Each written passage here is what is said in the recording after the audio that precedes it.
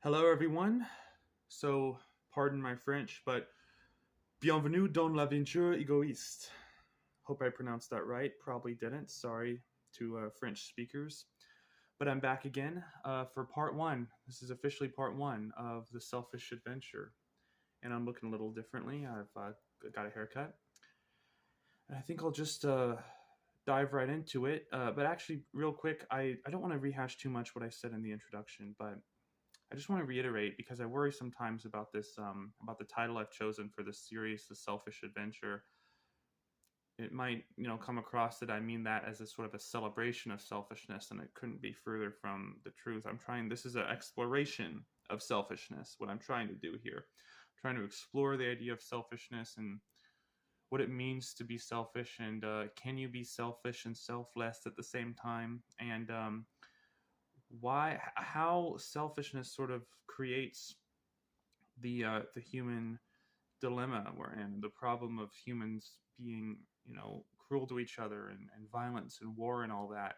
Does that stem from selfishness? Does that stem from some uh, misguided sense of selflessness? And you know those kinds of issues, and individualism, and empathy, all these things. I'm just going to go through all of it as best I can in my own way. And I don't want the form of this to only just be me talking, vlogging. I'm going to start off that way, but this being The Selfish Adventure, I'm this is a process of self-discovery. And discovery, the whole process of this whole thing is going to be discovery, because I don't know where this is going to end up, and I don't know what conclusions I'm going to come to. But I want to try and build off of what I do. And so I'm going to build off of this video. I'm going to analyze it, and think about the conclusions I come to, and use that to springboard onto the next subject, the next video. And hopefully it'll all come together in some sort of coherent whole. So I'm titling this, If You Could Read My Mind, because to me, the idea of empathy, of feeling someone's pain, of feeling someone's suffering, and feeling sorry for them, and wanting to help that other person out of their suffering, and help them be better and be happier. To me, you can't be truly empathetic to someone unless you were able to read their mind, because we communicate to each other. We communicate our problems and our pain and our suffering and our trauma, but our communication only goes so far. The words I'm using to speak right now can't convey the entirety of my thoughts, the entirety of what I'm trying to get across here. And wouldn't it be great if we didn't have to speak? I think, wouldn't it be great if telepathy, if we could all just communicate with each other telepathically, and not only send thoughts, but see thoughts, and see what someone else's mind is like, and feel exactly what it was like to live as that person. What if we could do that? Well, let's imagine a world where I love hypotheticals, by the way. I love, metaphor and hypothetical situations, because they just make things so much clearer, and they make communication so much more effective, I think. By the way, can you imagine a world with no hypothetical situations? Can you? I don't know. Um, so I've got some notes pulled up in front of me just to help me speed along here, because with my ADHD, it actually makes it really hard for me to sit and vlog and continuously speak by myself if I'm not, bouncing off of someone else. So that's why I've got nose pulled up. Hope you don't mind. And if you do, sorry.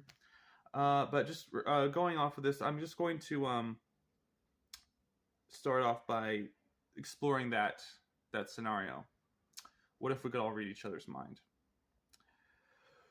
Well, if someone was planning some sort of horrific crime, you'd be able to stop him, right? That's a good thing. That would be a plus. No one would a crime would kind of go away, right? You couldn't plan anything. You couldn't keep a secret from anyone. So there'd be no point in trying to hurt someone or trying to do something to someone else because they know you're about to do it, right? So that seems like a plus. But let's really unpack this world of constant mind reading. Would that eliminate the sense of self, a sense of your own identity? If you had no secrets, if you were physically incapable of keeping a secret, would you have any sense of self-identity? I'm not sure, but I don't think so. I think that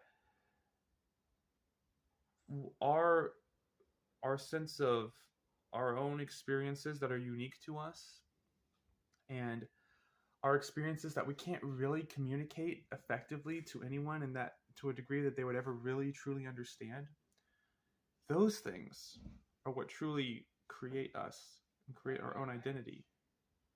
Our unique experiences that are indescribable, that are incommunicable. I made up a word and screwed it up in the process there.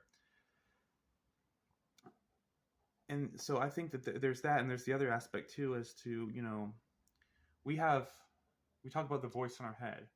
We talk about the duality that exists inside of us, the sort of Jekyll and Hyde aspect of life, where we have, like, you could say we have our good side and a bad side. We have, the angel on the shoulder and the devil on the shoulder. We have this dialogue in our heads of, like, should I do this? Should I do that?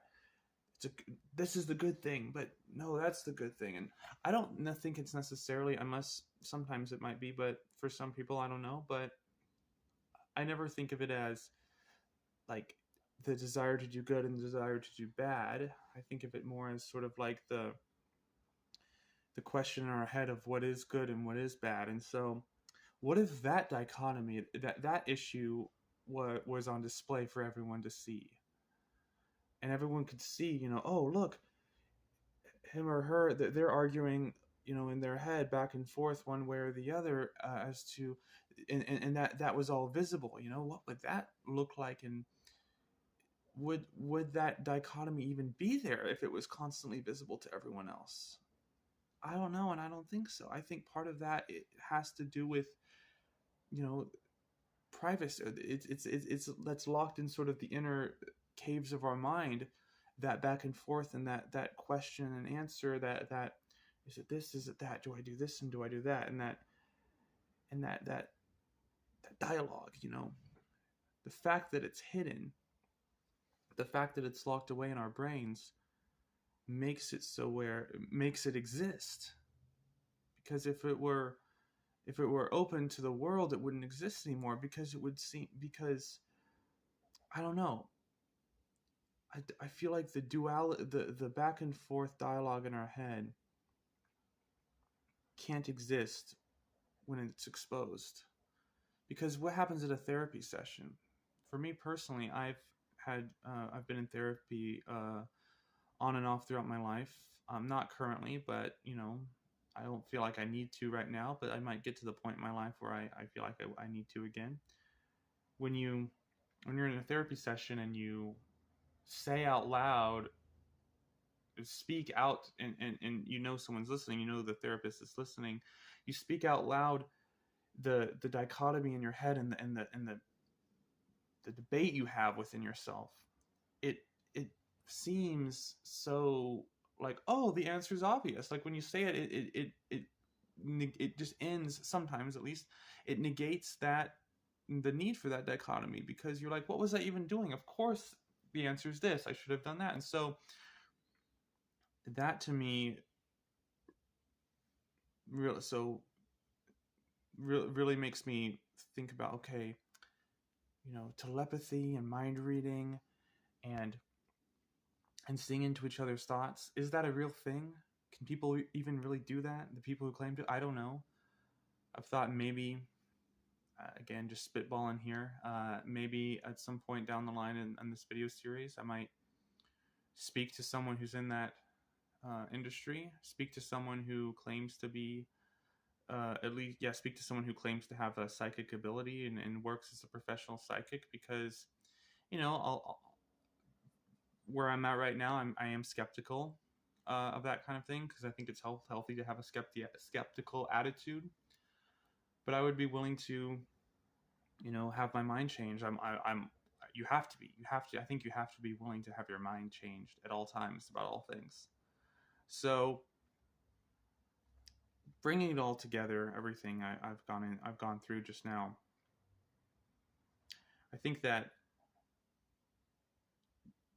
to think about your own inner struggle and to think about your own inner, the fight you have within yourself as to what to do. Understand. I'll put it this way. Something else that really helped me in my therapy sessions was fleshing out this voice, the negative voice, because you can always tell, I think, in your head. It's hard to. The issue that comes is that when you have this back and forth, then there's the thing that's prompting or pushing you to do the destructive or damaging action. You can, for the most part, you can kind of pinpoint that it's a negative voice, that it's a dark presence inside of you, and to anthropomorphize that or flesh it out or come up with an image in your head of something physical that's speaking those words to you, those negative, those negative thoughts, those negative feelings. To think of it as a separate entity than you really helped me.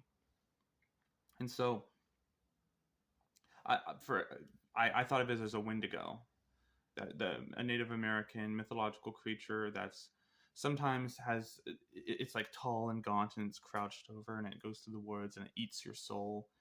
And that sort of, and sometimes it's got like a shriveled humanoid face, and sometimes it looks like the skull of a deer with the antlers and everything. Thinking of the Wendigo as the personification of the negativity in my head really helped me pinpoint what was coming from me and what was coming from this voice. And so I think I'm going to explore the idea of the Wendigo going forward in these videos. I just sort of gave myself that idea, but I want to sort of wrap this up by saying that, or I guess I can wrap this up by sort of like taking stock of what I've said and figure out where I'm moving forward in real time with you guys. So, taking stock of what I said, I think that a practical exercise now that I'm going to do, and you can do if you want, is to, before I go into any conversation, think about the person I'm about to talk to, the person I'm about to communicate with. What if they could read my mind? What would they see going on right now? Would they see a clear direction that I'm going on and a clear line of communication?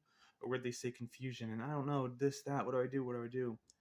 And if you're in that confused back and forth state and you can feel that negative energy, that negative pull, I would say pause and don't go into the conversation until you've maybe not sorted that out, but know which direction you're going at the very least. And so, and also personify this inner voice. Think of it like, is this really me? Is this really coming from me?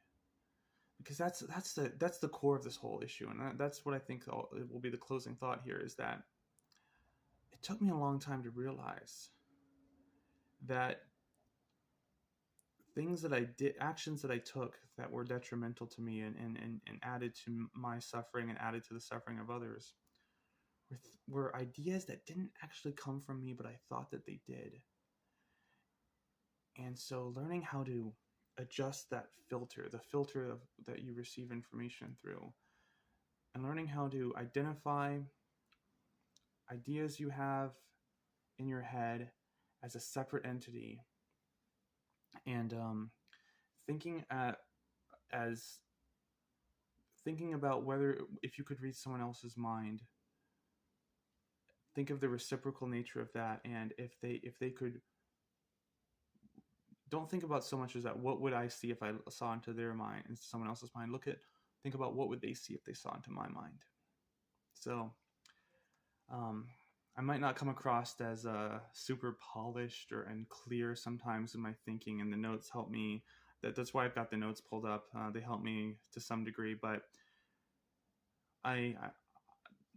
the key thing for me here is plowing forward, plowing ahead, not letting these, this does not take one, by the way, either, but not letting these breaks or stops or sort of moments of mental block stop me from going forward, just pushing through it.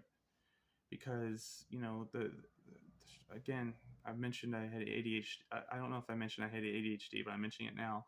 The struggle with ADHD is focus and staying on track. And I'm just, plowing ahead here and not letting my mental freezes or my inner confusion derail the train, because I have a lot of excitement and hope about this project. I feel like it's gonna end positively. I think I'm almost that's the one thing I think I can say for sure about this whole project I'm doing, is I'm almost positive it's gonna end positively.